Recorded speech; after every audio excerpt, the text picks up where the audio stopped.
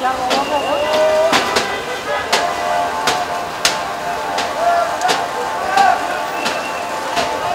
шаарынын Курманжандатка көчөсүнүн номер 256-дарегинде өрт кырсыгы катталды. Өзгөчө Кырдаалдар министрлигине бүгүн 20-июнь күнү эртең мененки саат 11:49 өткөндө Гринки кафеси күйүп жаткандыгы тууралуу маалымат келип түшкөн. Өрт өчүрүүчүлөр келгенде Мегаком жана О мобилдик операторлору жайгашкан имараттын чатыры күйүп жаткан.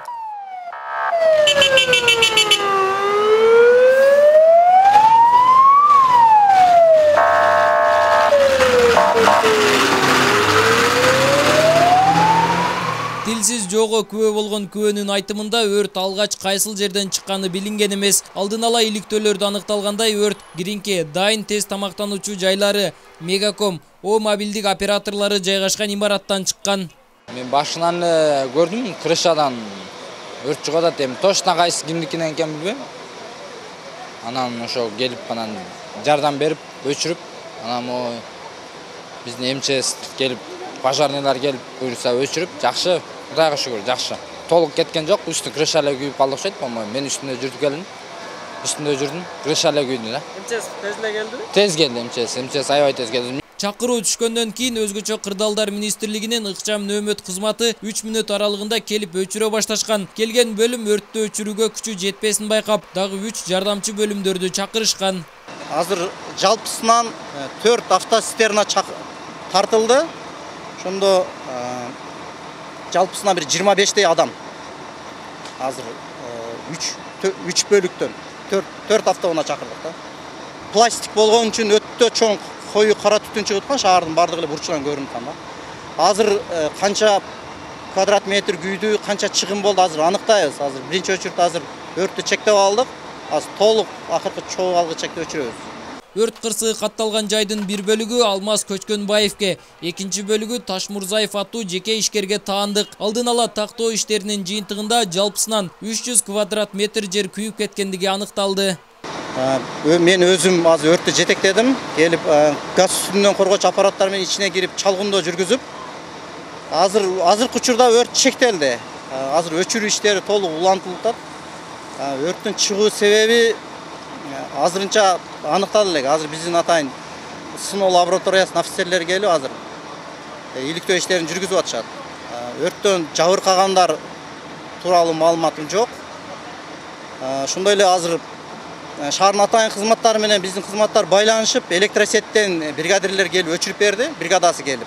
Адатта өрт кырсыгы электр шаймандары менен чубалгыларын туура эмес колдонуудан жана пайдалануудан келип чыгат. Буга чейин шаарда Ажак кебаб кафесинен 3 ирет өрт чыгып, өз убагында өчүрүлгөн. Адистер жарандарды өрт кырсыктарына жетелеген коркунучтардан алыс болууга чакырышат. Нургелди Каныбек уулу, Азам Бузриков, Т-медиа жаңылыктары.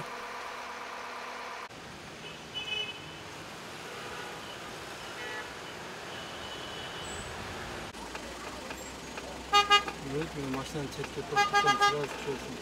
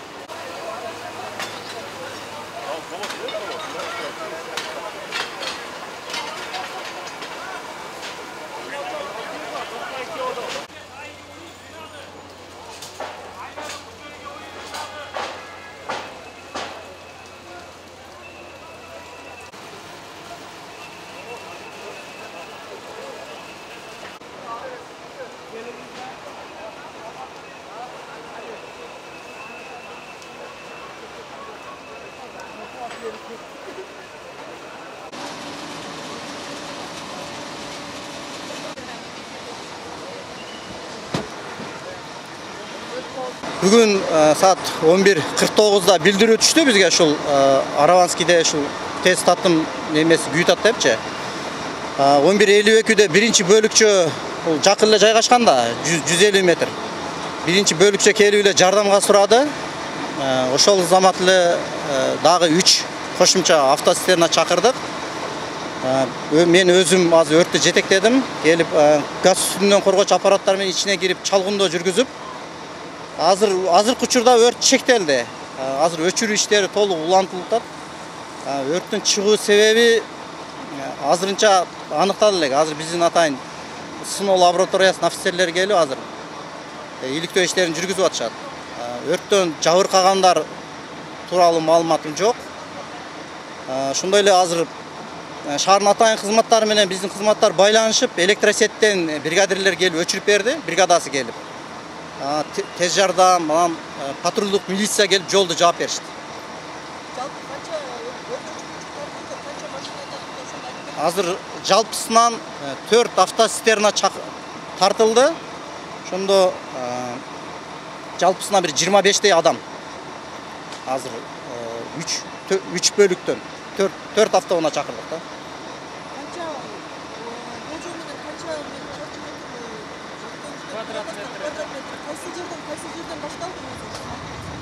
Бул башталган жери чатыры, ушул азыр мына гринки деп турат го. Ошонун чатырынан бул баягы пластик болгон үчүн өтө чоң кою кара түтүн чыгып аткан, шаардын бардыгы эле бурчуган көрүнүп аткан да.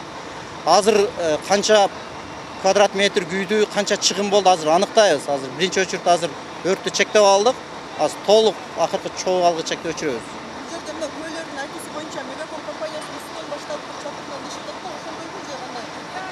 Азыр биз келген убакта чоң эле чыгып аткан. Азыр аныктайбыз, бүт күбөлөрдөн түшүнүп ката алабыз. Биринчи көргөндөрдөн. Биздин офицерлер азыр изилдейт.